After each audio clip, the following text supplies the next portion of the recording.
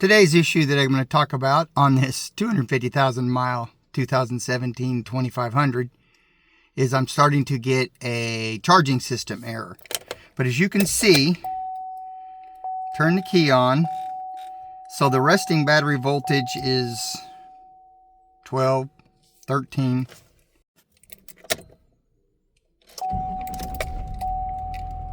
But when I start it, after we do our sweep,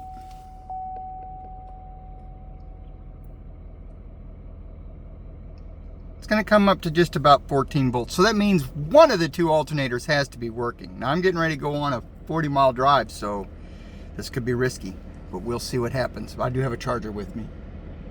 And then we're going to do some testing on it. There's the battery charging system error, the light on the dash.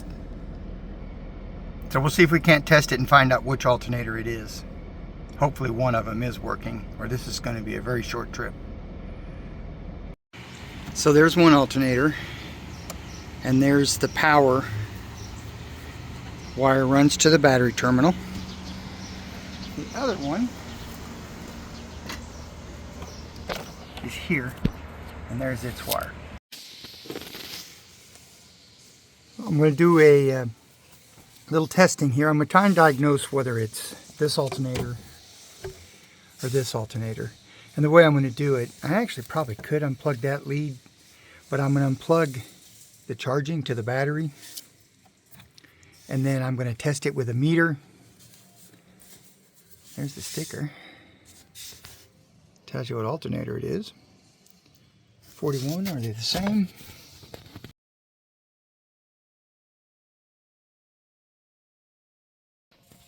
Anyway, sorry, got distracted. I'm going to disconnect it, then I'm going to test it to the ground post on the battery. Also, basically, I'll just hook one up at a time, and then I'll go check the gauge on the dash to see if it shows charging. Quick note, if you're going to do this test, this post goes directly to the battery. So do not let that touch ground, or it will put up some fireworks. The battery voltage as the vehicle sets not started. With the one alternator unhooked. Let it do its sweep.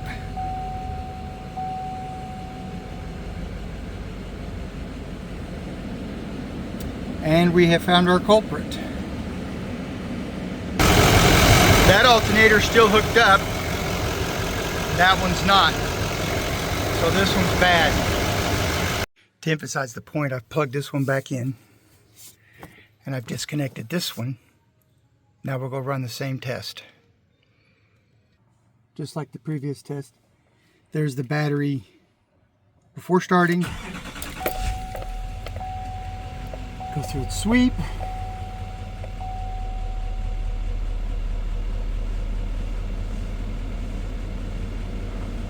And now we're charging. Oh, well, we've determined that this alternator is bad. I've looked them up online. They're anywhere from $300 to $500. I'll put a link below that'll just show for gauging purposes of the different prices, because there's another option, and that is the clutch pulley. It's very possible that there's nothing wrong with this alternator. The system comes with a clutch pulley that disengages it for deceleration, so the alternator can overspin. As you decelerate, it's to save the belt and for fuel mileage. They do tend to go out. They're just now starting to come out with replacement clutches, but you do need special tools for it. And the clutch itself is almost $150. So I don't know whether it's worth it just to change it and then risk the alternator. But there's probably a pretty good chance that there's nothing wrong with the alternator, that it's just that clutch. Because when it was going out, the first couple of times I could rev the engine and the alternator light would go out. Tells me that the clutch was heading on its way out at that point and disengaging. So that's another option. But for now, to get back to town. We'll just hope that alternator holds for a while till I can get a new one in, because I just checked the gauge. It is charging just fine at this moment. If any of this has helped you, please subscribe, hit the like button. It sure does help the channel out. Thank you and have a great day.